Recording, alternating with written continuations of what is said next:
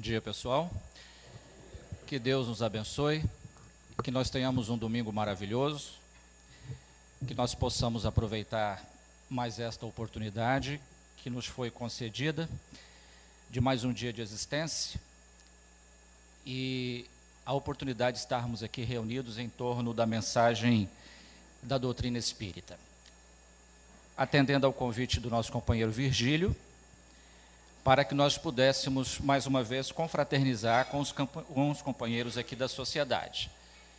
É uma honra e sempre um prazer para mim poder participar com os companheiros. Em todas as casas espíritas que nós participamos, sempre fazemos excelentes referências ao trabalho aqui da sociedade, principalmente no que tange a esse aspecto da alegria, do entusiasmo, dos participantes desta casa. E por isso nós ficamos tão lisonjeados em participar mais uma vez. Aos nossos companheiros que nos acompanham pela Rede Amigo Espírita, pelo Canal 500, através da internet, nós os saudamos, desejosos de que o nosso estudo de hoje possa contribuir de alguma maneira para que nós possamos crescer um pouco mais em termos de evolução espiritual. Lembrando que os nossos slides que nós iremos apresentar, eles trazem mais figuras. Apenas no final nós temos 2 ou 3 slides que nós temos alguma coisa escrita, porque não tivemos tempo suficiente nem capacidade para memorizar tudo. Mas os demais são algumas figuras para facilitar a nossa compreensão do assunto. E a nossa reflexão hoje é sobre o futuro das religiões. Qual será o futuro das religiões? Alguém poderá se perguntar assim, qual será a religião do futuro? Lógico, os espíritas desejariam que o espiritismo fosse a religião do futuro. Os católicos desejariam também que o catolicismo fosse a religião do futuro. Os protestantes, nas mais diversas escolas, às quais eles estão divididos, desejariam também que o protestantismo, em sua essência, fosse a religião do futuro. Assim, com todas as demais religiões. Mas será que é isso que vai acontecer no futuro? Nós teremos uma única religião que irá absorver as demais religiões?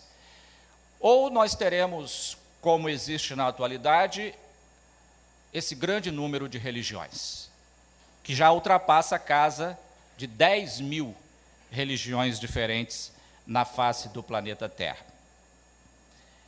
Em sua maioria, religiões cristãs, que estão ligadas aos textos bíblicos, mas cada qual dá uma interpretação diferente, em cima de um mesmo livro, tendo como referência um mesmo livro.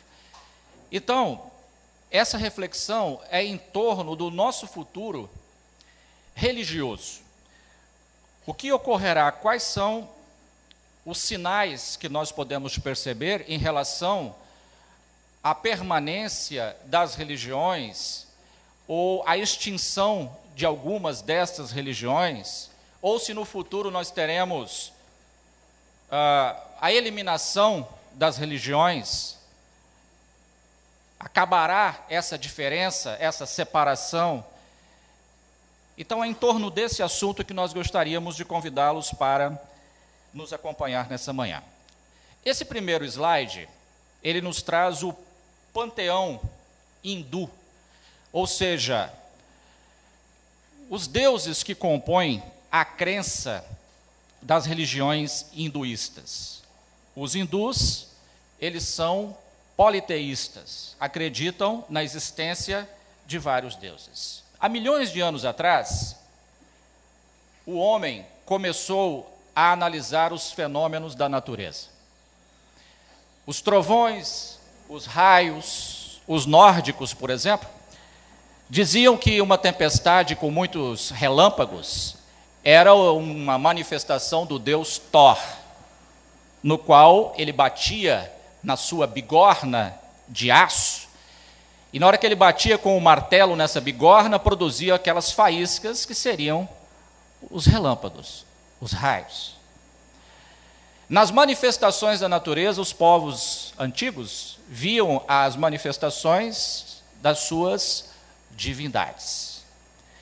Dependendo do tipo da manifestação, eles então ficavam temerosos muitas vezes, porque achavam que se tratava da ira dos deuses se manifestando. Uma tempestade, um maremoto, um tsunami, um vulcão em erupção.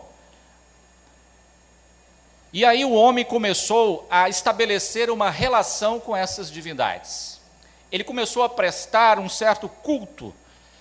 Era um culto individual, pessoal, em relação a esses deuses. E quando ele percebia que esses deuses, na manifestação desses fenômenos da natureza, estavam nervosos, furiosos, eles ofereciam sacrifícios. Esses sacrifícios eram uma tentativa de se estabelecer novamente ou apaziguar a sua relação com a divindade. Eram sacrifícios de animais, sacrifícios humanos, para se estabelecer essa paz, essa harmonia entre ele e o seu Deus ou os seus deuses. Era a forma como inicialmente surgiram os cultos no seio da humanidade. A partir desse modelo individual, começaram então a se agrupar, e nesse agrupamento continuava o mesmo princípio de que deveria existir essa religação com a divindade. Isso se dava através da obediência de certas condutas estabelecidas no convívio daquele agrupamento social e também através dos sacrifícios para se abrandar a fúria desses deuses. Isso se perpetuou por um longo período na história da humanidade. Vejamos, por exemplo, que a própria Bíblia, que surgiu no seio do judaísmo, apresenta esses sacrifícios. Nós percebemos que, na época em que o homem transgredia as leis divinas, ele buscava restabelecer esse contato através de sacrifícios. Ofereciam animais em sacrifício nos templos, para se estabelecer a ligação com a divindade. E segundo os textos bíblicos, quando esse animal ele era incinerado e que se exalava aquela fumaça, Yahvé, Jeová, vinha até o altar, respirava aquela fumaça, conforme encontramos na Bíblia, e aí então ele se sentia em paz e apaziguava a sua relação com aquele indivíduo que estava oferecendo o sacrifício. Vejam que esse modelo judaico, ele se alastrou até o período do cristianismo nascente. Tanto é que as escolas reformadas pregam que Jesus foi um sacrifício oferecido por Deus para redimir o pecado da humanidade. Ou seja, o sangue que ele teria derramado, que ele teria vertido na cruz, esse sangue simbolizaria novamente a aliança do homem com Deus. É o princípio do modelo do protestantismo. Tanto é que todo aquele que aceitar Jesus como seu único e pleno Salvador, estaria salvo em função dele ter sido sacrificado, como os sacrifícios que ocorriam no passado, para redimir todo o pecado da humanidade, segundo o modelo das escolas protestantes. Então nós percebemos que a ideia da religião surgiu a partir de um princípio da religação do homem com a divindade. Reestabelecer um laço entre o homem que cometeu equívocos, que pecou, que se equivocou, e Deus. E isso ocorreu durante um longo período de tempo, oferecendo-se sacrifícios. Com o passar do tempo, na questão da evolução humana, nós fomos percebendo que mudanças aconteceram. E esse modelo antigo, desse contato direto com o homem, do homem com a sua divindade, perdeu-se um pouco. Porque começaram a criar agora modelos intermediários, uma estrutura sacerdotal, onde um indivíduo teria uma capacidade superior aos demais daquela congregação, daquela comunidade, e as pessoas então deveriam buscá-lo ou procurá-lo, e ele então iria ser o intermediário entre o homem, o pecador, e a divindade. Surgiu então essa estrutura sacerdotal, clerical, no bojo, no seio das religiões.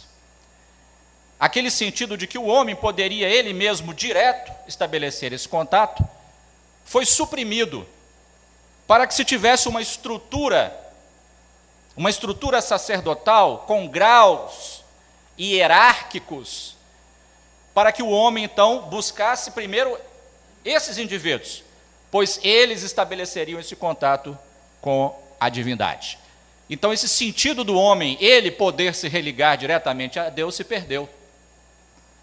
Aí, criaram-se também toda uma série de cerimônias, ritos, rituais.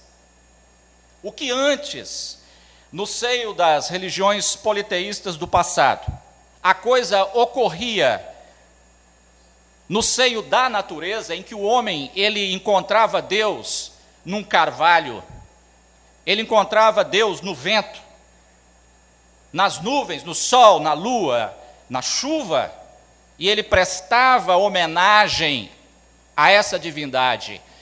Através dos fenômenos da natureza, no contato direto com a natureza,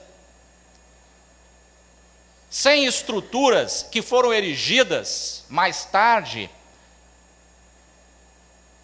cheia de luxo, ouro, pompa. No passado isso não precisava existir.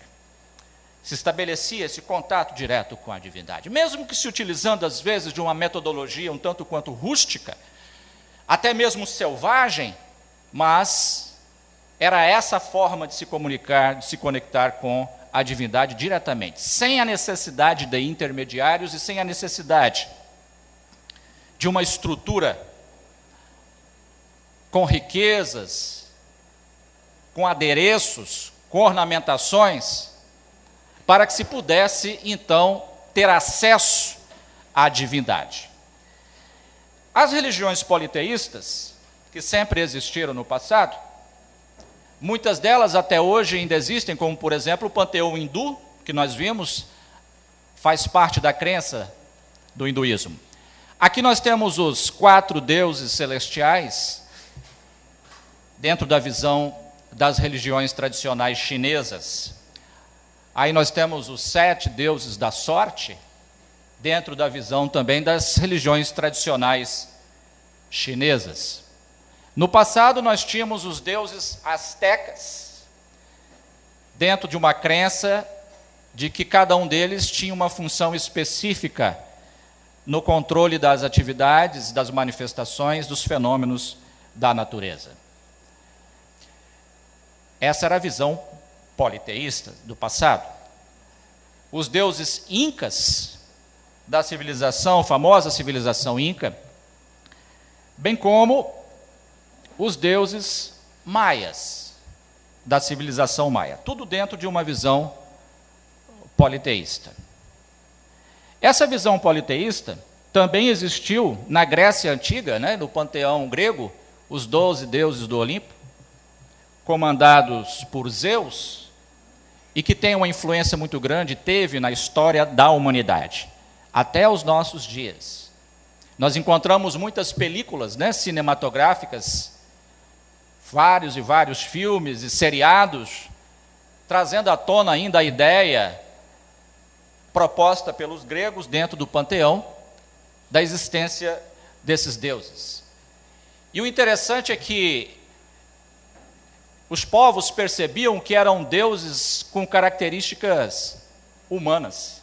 Eles se confundiam eles tinham desejos humanos, eles aportavam à terra e se misturavam nas relações sociais, muitas vezes, daquele agrupamento. E eles entendiam isso. E eles percebiam que eles não eram nem tanto divinos, nem tanto humanos. E eles, como seres humanos, compreendiam também a sua posição de seres falíveis. E daí, então, eles compreendiam os seus desejos, os seus ímpetos, como sendo uma necessidade de se divinizar, de se melhorar. E procuravam estabelecer esse contato diretamente, sem a necessidade de intermediários. Aqui nós temos os deuses do panteão egípcio, dentro da mitologia egípcia, que abriu uma configuração diferente, pois eles eram considerados muitas vezes com características animais, eram os deuses zoomórficos, antropozoomórficos, com características misturadas. Então nós percebemos que na mitologia egípcia, eles começaram a ter uma percepção diferenciada, porque eles entendiam que o Deus tinha um pouco da humanidade e um pouco da animalidade. Agora aqui, nós temos, dentro do Egito, uma diferenciação que influenciou nas religiões na atualidade. Nós temos o faraó Akhenaton, e aí a esposa dele, a Nefertiti, que trouxeram para a humanidade pela primeira vez na história da humanidade a ideia de um Deus único. Atom, o disco solar. Na época, eles acreditavam em vários deuses. Akhenaton dizia que Atom se comunicava diretamente com ele e deu instruções a Akhenaton para banir do solo egípcio a crença nos outros deuses, pois somente um Deus existiria. É a ideia do monoteísmo. A ideia do monoteísmo surgiu no Egito e não no judaísmo, como até hoje as pessoas insistem em afirmar. Eu sei que estou sujeito a críticas ao afirmar isso. E as pessoas criticam muito minhas palestras no YouTube, e eu gosto até que façam isso, porque isso instiga a pesquisa. O que acontece é que muitas vezes as pessoas são repetidoras de informação. Elas ouvem uma pessoa falar e repetem, mas elas não vão à fonte buscar de onde é que aquela pessoa tirou aquela informação. E as pessoas têm essa mania de ficar repetindo. É igual o boato. Não é assim o boato? Chega até nós um boato. Aí a gente dá uma apimentada de acordo com as nossas emoções e passa adiante, sem saber se aquilo realmente procede, se é verdade. Em termos de informações, em todos os campos acontece a mesma coisa. Aí alguém poderá dizer, mas tem muitos livros aí, até na doutrina espírita, dizendo, né, que Moisés trouxe a ideia do Deus único. Sim, ele copiou a ideia do Deus único. É só mudar o termo. Ele não trouxe essa ideia. Ele copiou isso dos egípcios. Simples. E manteve esse princípio, mas não criou absolutamente nada. Senão nós temos que pegar todas as pesquisas históricas, jogar numa caixa de lixo e colocar fogo. Ou às vezes alguém fala, mas veio um espírito e disse que Moisés é que... Ele se enganou. Porque os espíritos também se enganam. Agora as pessoas teimam em dizer que não. Aí assim, eu falo isso hoje, se eu desencarnar amanhã e der uma mensagem psicografada aqui na casa dizendo a mesma coisa que eu falei, os senhores vão acreditar. Por quê? Não, porque foi o espírito. Era a mesma coisa que eu, só estou sem corpo físico. Então a gente tem que parar com essa coisa no movimento espírita, de achar que informação de espírito é perfeita e correta. Nós estamos todos num processo de evolução. O único, pelo que se sabe, que não comete equívocos é a divindade. É Deus que tem a perfeição absoluta. Até perto disso, todos são passíveis de errar. Como ninguém vai se tornar perfeito como Deus, então todos são passíveis de cometer equívoco. Os senhores podem não concordar com essa possibilidade, mas é assim que eu encaro. Então, historicamente falando, a história aponta que foi Akhenaton. Isso trouxe o maior problema no Egito na época. Isso causou uma guerra civil no Egito, uma guerra interna, porque o faraó Akhenaton mandou destruir todos os templos que homenageavam os demais deuses. Todos os sacerdotes foram perseguidos. Isso enfraqueceu o Egito. Os Hyksos, um povo nômade, que tinha um desejo enorme de invadir o Egito, se aproveitou nessa época e invadiu o Egito. Uma parte do Egito foi dominada pelos Hyksos. Na história bíblica, José foi vendido pelos seus irmãos a uma caravana de ismaelitas. Os ismaelitas o levaram para o Egito. José do Egito interpretava sonhos, interpretava os fenômenos oníricos, interpretou o famoso sonho das 7 vacas gordas e 7 vacas magras. Caiu nas graças do faraó. Esse faraó não era egípcio, era um faraó Hykso. Quando os hebreus aportaram no Egito, e eu sempre falo isso, nunca foram escravos no Egito. Era uma quantidade enorme, mais de 600 mil, num país que não tinha muros nem cercas. Não eram escravos. Eles viviam no país mais evoluído da época. O país mais avançado da época era o Egito. E os judeus peregrinavam pelo deserto. Quando vinha seca, passavam fome. 2 vezes eles passaram fome. E 2 vezes eles bateram na porta do Egito. Na segunda vez, que foi esse período de domínio de uma parte do Egito por um faraó Hykso, que aconteceu essa situação com José do Egito. Mais adiante nós tivemos o desenrolar de todo esse mecanismo, e surge a figura de Moisés, filho de Termutes, com um semita chamado Itamar, que foi criado na estrutura do seio egípcio, aprendeu tudo da cultura egípcia, da religião egípcia. Moisés queria ser o líder do povo hebreu. Dentro do Egito não tinha condição, porque lá quem era o líder? O faraó. Moisés fez de tudo, usou de todos os recursos possíveis e inimagináveis para libertar o povo hebreu, ou melhor, para forçar a saída do povo hebreu, porque eles não queriam sair. Se vocês pegarem o livro de Êxodo, vocês vão encontrar várias narrativas em que os hebreus reclamavam com Moisés que eles estavam passando fome no deserto, e os tirou de um país onde eles se alimentavam bem, tinham tudo em fartura e abundância. Está lá no Êxodo. Arranjaram maior confusão com Moisés por causa disso, mas Moisés, no seu desejo de se tornar líder, criou uma estrutura de abalo social no Egito, que ficou registrado como sendo as pragas que Deus teria enviado ao Egito. Entenderam a ancestralidade da informação?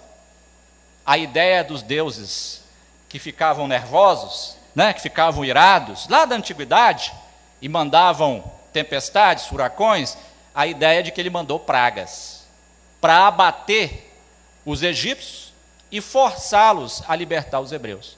Deus jamais faria uma loucura dessa? De maneira alguma. Porque os judeus se acham privilegiados, né, os eleitos pela divindade.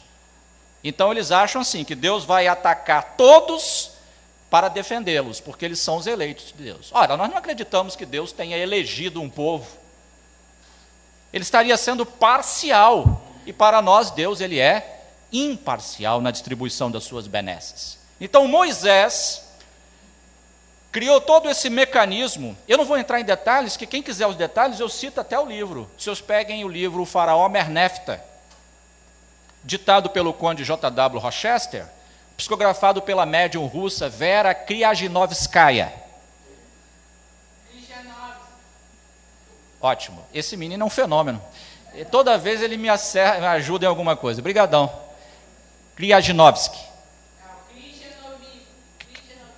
Kriaginovsky. Pronto, então está refeita aí a pronúncia. Como eu não falo russo, então eu me dou o direito de me equivocar, né? Mas é isso aí, a médium russa que psicografou esse livro. O faraó Mernefta. Não, da médium já nem sei mais, eu vou procurar saber. Agora eu já não tenho certeza. Mas o conde é o J.W. Rochester e o faraó Mernefta. Foi o mesmo do livro O Chanceler de Ferro, que conta a história de José do Egito. Quem quiser os detalhes. De tudo que eles fizeram e que a Bíblia registrou, que ficou registrado como sendo pragas, mas que não foram pragas. Foram coisas que os hebreus fizeram, que forçaram até matar os primogênitos egípcios, eles mataram. E colocaram lá que foi Deus que mandou o anjo da morte. Olha, isso é, desculpa o termo, é ridículo. Em que eles colocaram uma marca de sangue de cabra na porta e ali morava hebreu.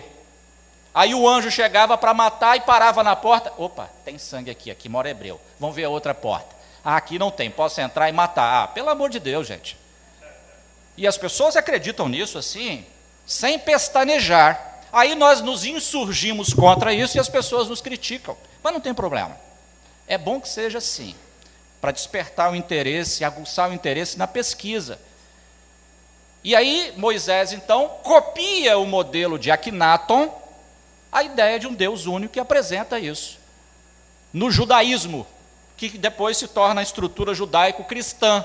E Jesus vem corroborar isso no seu messianato, falando a respeito do Pai, do Deus Pai, de amor, bondade e misericórdia, que não tem nada a ver com o Deus apresentado nas páginas do Velho Testamento. Aquele lá é outro. A ideia é o mesmo Deus, mas a ideia que eles tinham é completamente diferente da ideia que Jesus apresentou. Porque o do Velho Testamento ainda temos pessoas que falam assim, eu tenho temor a Deus. Realmente, aquele do Velho Testamento eu também tenho temor. Porque ele ficava nervoso, irado, ele mandava matar, ele fazia coisas horríveis. Matou milhões de pessoas, segundo as próprias descrições bíblicas. Agora, o Deus apresentado por Jesus é diferente. Pai, amor, bondade, misericórdia, mansuetude, perdão e tudo isso. Então, já mudou essa conceituação, mas mantém a mesma proposta de Akhenaton, de Moisés, que copia de Akhenaton a ideia do Deus único. As religiões pelo mundo estão assim divididas. Conforme esse gráfico, nós temos mais de 10.000 religiões hoje na face da Terra, tá certo? E nós temos aí os símbolos das principais religiões que existem hoje no planeta Terra, certo? E vamos analisar agora um texto kardeciano e depois um texto de Leon Denis. Esse texto é do livro A Gênese, em que Kardec diz assim: a fraternidade deve ser a pedra angular da nova ordem social. Mas não há fraternidade real, sólida e efetiva, se não se apoiar sobre base inabalável. Essa base é a fé. Não a fé em tais ou quais dogmas particulares, que mudam com os tempos e os povos, e que mutuamente se apedrejam, visto que, anatematizando-se, excomungando-se, maldizendo, uns aos outros, alimentam o antagonismo, mas a fé nos princípios fundamentais que toda gente pode aceitar e aceitarão. Deus, a alma, o futuro, o progresso individual indefinido, a perpetuidade das relações entre os seres. Quando todos os homens estiverem convencidos de que Deus é o mesmo para todos, de que esse Deus, soberanamente justo e bom, nada pode querer de injusto, que o mal vem dos homens e não dele, todos se considerarão filhos do mesmo Pai, e se estenderão as mãos uns aos outros. É essa fé que o Espiritismo faculta e que doravante será o eixo em torno do qual girará o gênero humano, quaisquer que sejam os cultos e as crenças particulares. Isso está em Gênesis, capítulo 18, item 17, sinais dos tempos da geração nova. Olha só, pessoal, aqui nós temos que fazer uma análise bem criteriosa. O que ele está fazendo referência é exatamente que todas as escolas religiosas, inclusive a doutrina espírita, elas têm os seus princípios fundamentais, certo? Esses princípios fundamentais têm que ser princípios que possam ser aceitos com unanimidade. Eles não podem ter características particulares ou de grupos.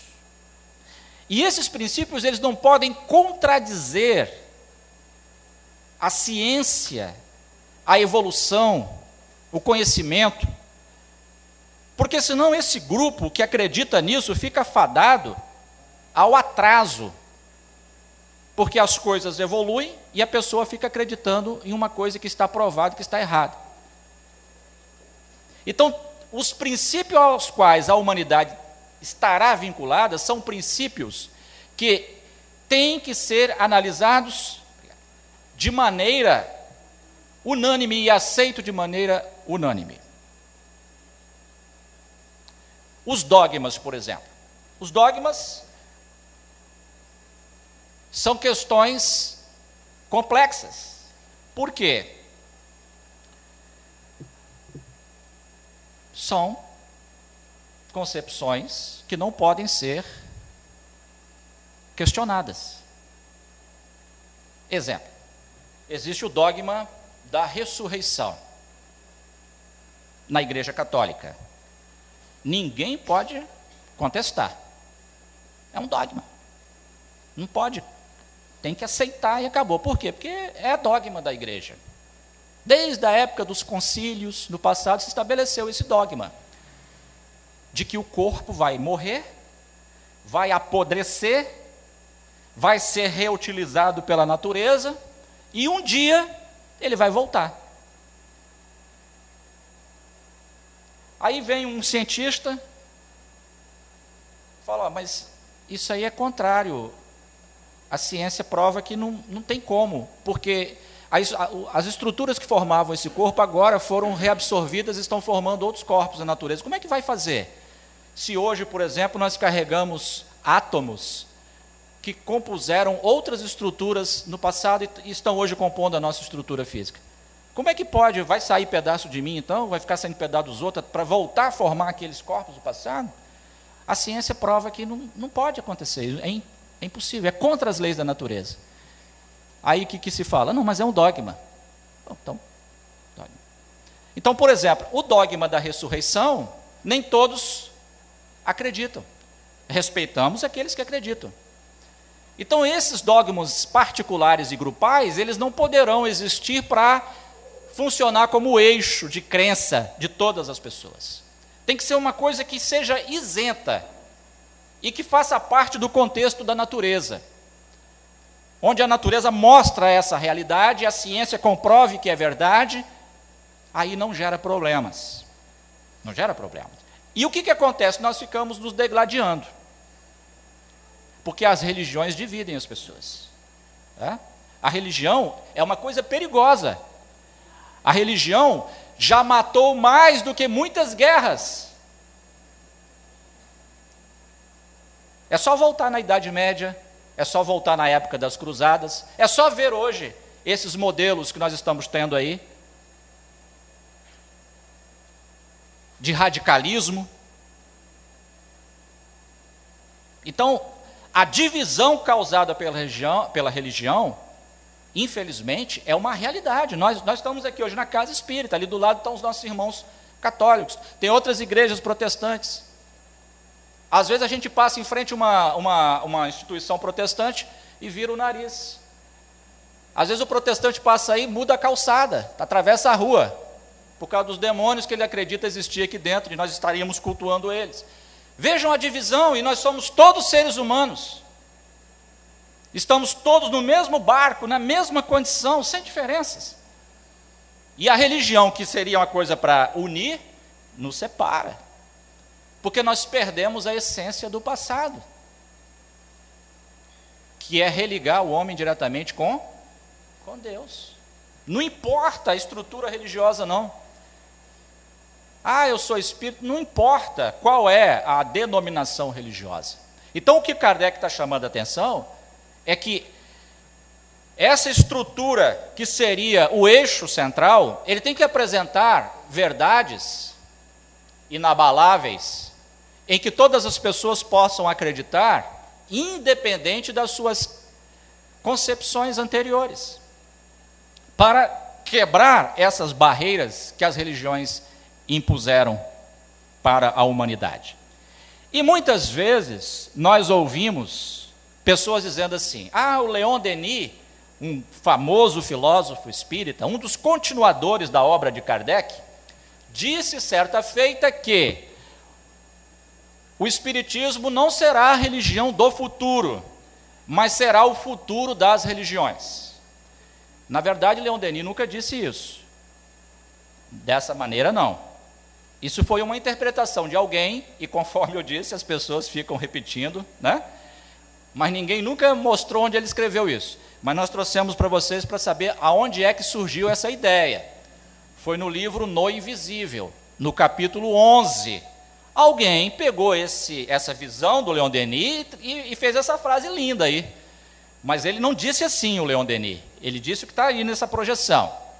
Ideia de que aos poucos as religiões do mundo irão agregar os conceitos fundamentais do espiritismo, e que as religiões ficarão naturalmente tão parecidas que não se fará mais a distinção entre uma e outra. Pouco importará a qual religião se siga.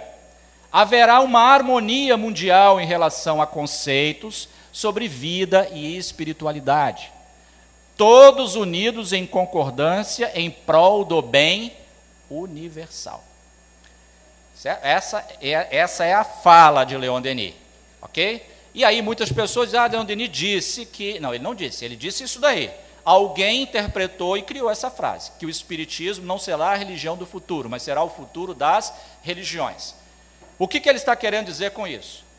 Ele está querendo dizer o seguinte, que as religiões, para sobreviver no futuro, as suas crenças, elas terão que estar fundamentadas em princípios que não possam ser contestados cientificamente. Esse é um ponto fundamental. Porque senão, aquela crença, ela passa a ser baseada numa fé cega e não racional. Então chegará um momento, eu não sei quanto tempo, pessoal, não sei. Tá? Pode ser daqui 3.000 anos, 4.000, 5.000, pelo andar da carruagem aí, vai demorar muito tempo. Vai demorar muito tempo. Igual, por exemplo, Brasil, Coração do Mundo, Pátria do Evangelho. Uma obra fantástica, ditada pelo Humberto de Campos, através da mediunidade do Chico Xavier. Brasil, Coração do Mundo e Pátria do Evangelho. Onde ele fala que o Brasil se tornará o coração do mundo e a pátria do Evangelho. Agora, não sei que dia ele não disse qual. No meu humilde ponto de vista, pelo andar da carruagem, vai se demorar muito tempo. Eu faço um prognóstico de pelo menos, no mínimo, 3, 4 mil anos para que isso aconteça. Nós não estaremos aqui para ver, a não ser em futuras encarnações. Uai, pessoal, não estou sendo pessimista, não. Tem mais de 2000 anos do cristianismo na Terra, e olha como é que está o planeta. Eu estou sendo otimista. Então, tem pessoas que falam assim, né? Ah, Brasil, o coração do mundo. Tudo bem, é uma previsão. Agora, para que isso se concretize, vai depender de cada um de nós. Para que ele se torne o coração do mundo, a pátria do Evangelho. Não adianta só a gente falar. Ah, vai ser, tá. E nós estamos fazendo o quê para que isso aconteça? O mais rápido possível, para que as futuras gerações possam se beneficiar disso. Que construção a gente pode fazer agora para o futuro em relação a elas? Que poderemos ser nós mesmos, né? Nas nossas futuras encarnações, voltar aqui. E se nós formos inteligentes o suficiente, a gente vai preparar uma condição melhor para quando nós retornarmos. É diferente daquela posição das pessoas que vivem assim, eu uso todos os recursos da terra mesmo, eu poluo, eu faço tudo o que eu quero fazer, eu vou morrer e vou embora mesmo. Mas ele esquece, porque ele não acredita na reencarnação, que um dia ele vai poder voltar aqui, né? Aí ele vai pegar o efeito, as consequências daquilo que ele ajudou a fazer quando esteve aqui encarnado. Então, para que as religiões sobrevivam no futuro, elas terão que ter como fundamento princípios que possam realmente ser analisados criteriosamente e que eles possam ser avalizados pela ciência. Vamos dar um outro exemplo. No futuro, todas as concepções religiosas tornar-se-ão reencarnacionistas. Todas. Por quê? Alguém pode falar, mas você está puxando, né, para o lado do Espiritismo. Não, o Espiritismo não criou a reencarnação. A crença na reencarnação é muito antiga, muito antiga. Os textos bíblicos falam, livros antigos falam. O que a doutrina espírita fez foi estudar o mecanismo reencarnatório em maior profundidade, com mais detalhe. Porque no futuro, aqueles que não acreditarem na lei dos renascimentos, na palingênese, na metensomatose, que é um outro nome que se dá, ou nos renascimentos sucessivos, na reencarnação, não conseguirão sobreviver, não conseguirão explicar a justiça divina, não conseguirão manter a ideia de um Deus soberanamente justo e bom. As pessoas hoje já questionam muito isso. E sem o modelo reencarnacionista, pelo menos até o momento, não apareceu nada que consiga explicar melhor a justiça divina sem a reencarnação. Eu já falei isso outras vezes, sempre falo. Eu me tornaria um ateu convicto se não existisse a reencarnação. Não tem como eu acreditar em Deus sem o modelo reencarnacionista para se explicar as aparentes diferenças e injustiças e desigualdades que nós vemos, principalmente aqui no solo brasileiro, sem que isso tivesse uma lógica, uma explicação justa para que isso acontecesse. No futuro, as religiões todas intercambiarão com o mundo espiritual. Todas travarão contato com o mundo espiritual através da mediunidade. Isso existe no seio das outras escolas religiosas. Quando eu fiz um trabalho de campo uma vez junto à Igreja Universal do Reino de Deus, em que eu fiquei frequentando lá de 6 a 8 meses aproximadamente, no culto do descarrego, que eu ia sempre, aproveitava e dava uma descarregada também. O fenômeno mediúnico patente. A diferença é a forma como eles lidam com aquilo, como eles tratam daquela questão. Mas os espíritos manifestando, o fenômeno da psicofonia, da psicopraxia, que o pessoal chama de incorporação, tudo ali. Normal, contato, eles conversando, mas eles eram considerados como demônios, diabos. Mas o fenômeno. Quando eu frequentei a igreja Maranata, também cerca de 8 meses, Eu percebi que antes deles começarem o culto, eles se reúnem lá atrás, os obreiros com os diáconos e o pastor, o ungido também, e tentam estabelecer um contato com o mundo espiritual, porém, esse contato vem, mas é o Espírito Santo. Eles não acreditam que é um espírito, né? É um Espírito Santo. Que dá, inclusive, o número das músicas que serão cantadas, do livro que eles têm com as músicas, e o tema que será abordado na noite. E várias outras agremiações religiosas que já têm esse canal, mas falta uma certa depuração, uns ajustes, porque no futuro a comunicação entre os dois mundos tornar-se-á muito comum, e aquelas agremiações que não se tornarem vinculadas a esses princípios vão ficar à margem do processo da evolução humana. Então, no futuro, essas diferenças acabarão. Vão ser tão parecidas que vão quase que se misturar. E nós vamos acabar com essas barreiras que nós criamos em termos de religião. Do tipo assim, o asilo dos velhos e casa dos cegos e linhares, que agora mudou de nome, Lar do Idoso Abrigo de Luz, porque tem uma placa Instituição Espírita Cristã. Há pouco tempo atrás, um doador se recusou a fazer a doação, levou a doação para a instituição, quando viu a placa, perguntou, aqui é uma instituição espírita? Não.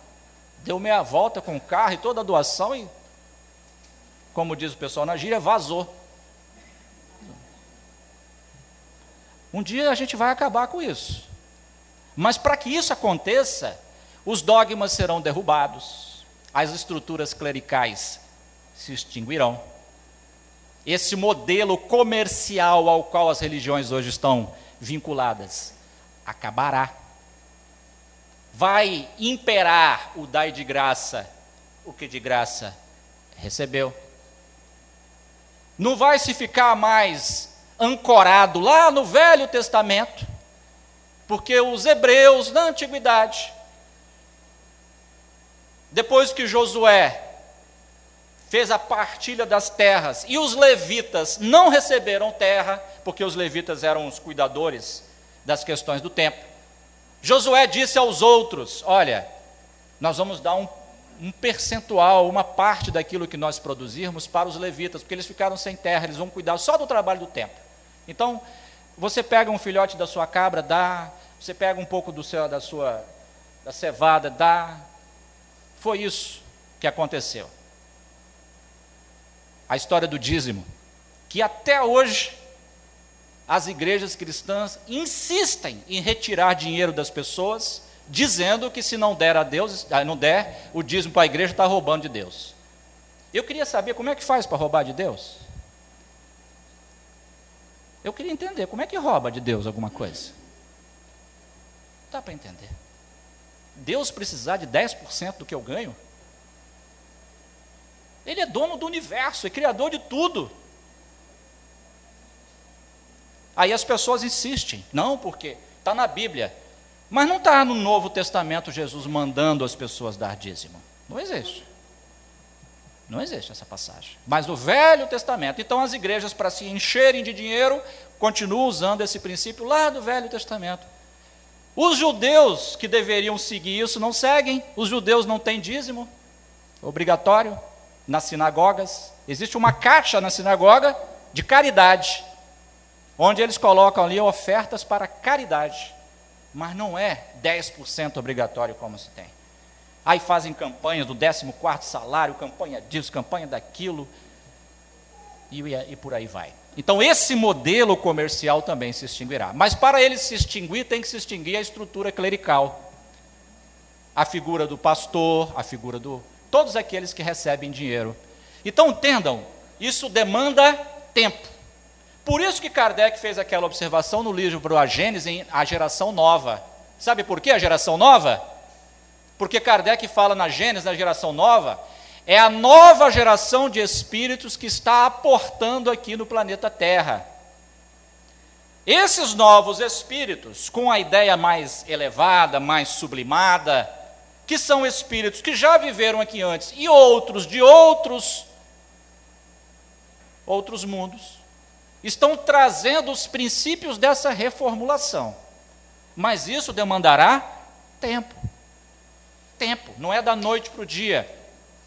Porque eles trazem a ideia nova, uma concepção diferente, a respeito do modelo de adoração à nossa divindade.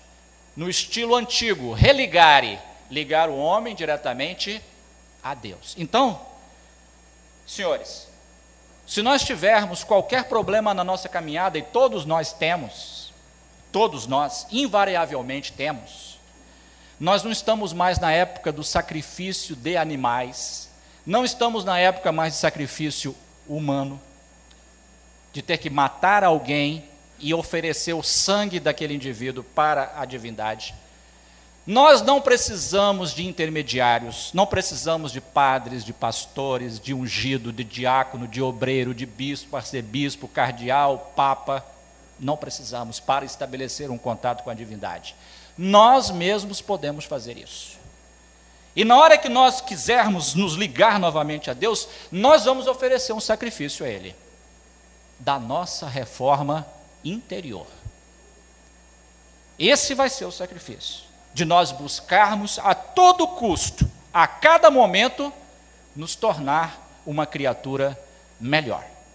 Fazendo isso, nós garantiremos que a religião do futuro, ou o futuro das religiões, será o bem coletivo, sem qualquer tipo de separação, sem qualquer tipo de julgamento, de exclusão dos nossos companheiros.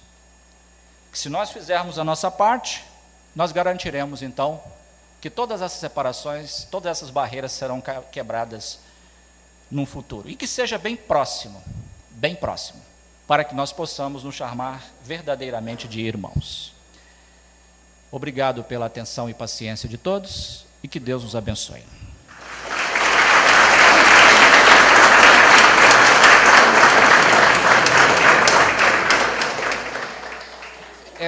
Eu vou aproveitar rapidamente e responder uma pergunta aqui do companheiro Wagner Medina, da cidade de São Manuel, né, estado de São Paulo. Um grande abraço, Wagner. Muito obrigado por ter feito a pergunta. Ele está perguntando o seguinte: como você explica a morte dos primogênitos? Bom, segundo as narrativas históricas que nós temos, tá, os primogênitos egípcios foram assassinados pelos hebreus, quando estes habitavam o Egito. Eu corro um risco danado em falar isso aqui, né? Porque os hebreus hoje são os judeus. Os judeus, vocês sabem, é a nação mais poderosa da face do planeta Terra. E eu fui ameaçado, inclusive, por um judeu na internet, dizendo que ia me entregar para as autoridades judaicas por eu falar mal dos textos do Velho Testamento. Mas foram eles que mataram. Mataram os primogênitos egípcios e colocaram a culpa em Deus. Agora, se você ou as outras pessoas quiserem continuar acreditando que foi Deus que matou, é um problema de vocês, ou seu. Né? Nós, espíritas, não aceitamos essa tese de que Deus tenha matado ninguém. Agora, se acredita que Deus matou, tudo bem, não tem problema nenhum. Para nós, os hebreus mataram e registraram isso como sendo a divindade, que mandou matar, mandou um anjo da morte para matar. Agora, o detalhe de como matou, aí eu não sei. Né? Como que eles invadiram as casas e mataram. Eu sei que a população de hebreu era uma população enorme dentro do Egito, muito grande, e eles tinham recursos para isso. Primeiro que eles tinham acesso às residências egípcias, porque a maioria deles prestavam algum tipo de serviço, trabalhavam nas residências. Então, eles poderiam ter acesso e produzir a morte desses primogênitos, sem sombra de dúvida. Então, nós defendemos essa tese, que a morte foi patrocinada pelos hebreus, mas o registro na Bíblia ficou como sendo Deus que mandou o anjo da morte abatê-los. Okay? Muito obrigado, Wagner, pela sua pergunta. No livro Faraó Mernefta, tem mais informações a respeito. O Faraó Mernefta, nome da obra. Muito obrigado.